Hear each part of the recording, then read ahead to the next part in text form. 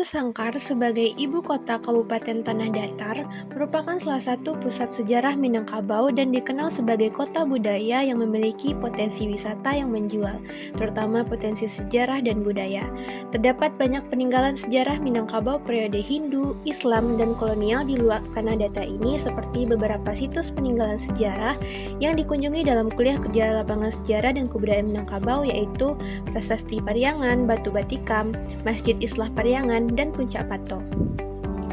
Prasasti Pariangan ditemukan di tepi Sungai Mangkaweh yang mengalir di kaki Gunung Merapi. Prasasti ini terukir pada batu andesit utuh yang bersifat alami tanpa sentuhan artistik. Batu prasasti tersebut memiliki ukuran tinggi 160 cm, lebar 260 cm, dan ketebalan 160 cm di bagian yang paling tebal.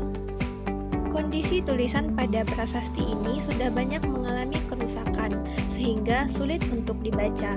Prasasti ini diduga ditulis menggunakan aksara Pasca-Palava dengan pola yang serupa dengan prasasti lain dari masa pemerintahan Aditya Warman pada abad ke-13 hingga 14 Masehi.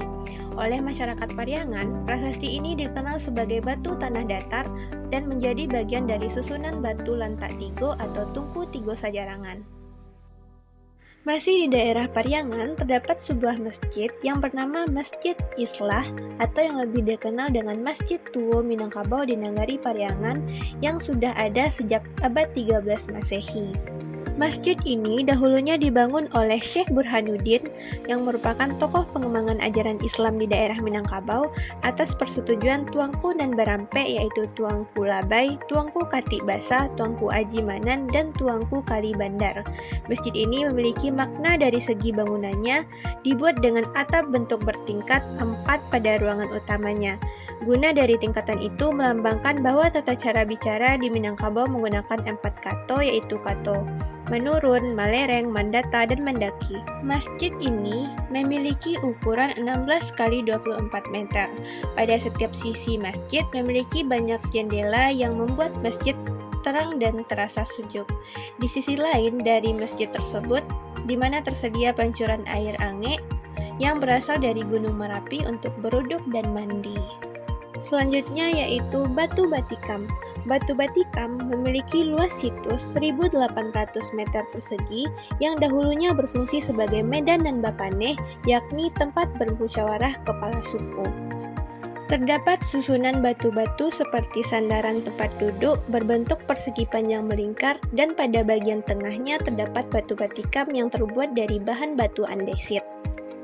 Batu ini berukuran 55 x 20 x 25 cm yang berbentuk hampir segitiga.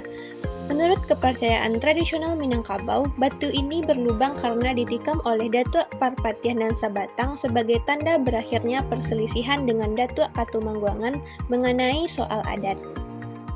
Dengan adanya peristiwa ini, maka perselisihan adat telah dapat diselesaikan, dan kemudian terbentuklah suatu keselarasan yang didasarkan pada karakter kedua tokoh tersebut, yaitu keselarasan suku Koto Piliang dan suku Bodi Canyago. Situs wisata selanjutnya yaitu Puncak Pato, yang merupakan sebuah kawasan wisata yang berada di Kabupaten Tanah Datar, Sumatera Barat, yang berlokasi di daerah Sungayang. Objek wisata Puncak Pato memiliki wisata alam yang sangat menarik dan juga memiliki sejarah yang melatar belakanginya. Sejarah yang terkait dengan keberadaan Minangkabau dalam perjuangan menyatukan antara kaum adat dan kaum agama yang dikenal dengan Perjanjian Sumpah Sati Marapalam pada tahun 1832. Perjanjian ini menjadi simbol persatuan antara kaum adat dan kaum agama dalam menyelaraskan pandangan mereka demi kemajuan dan kesejahteraan masyarakat Minangkabau. Penandatanganan surat perjanjian ini menandai awal harmonisasi antara nilai-nilai adat yang diwariskan leluhur dan ajaran agama yang semakin kuat di tengah masyarakat. Hingga saat ini, Puncak Pato tidak hanya dikenang sebagai tempat bersejarah, tetapi juga menjadi simbol penting bagi semangat persatuan dan toleransi di Minangkabau.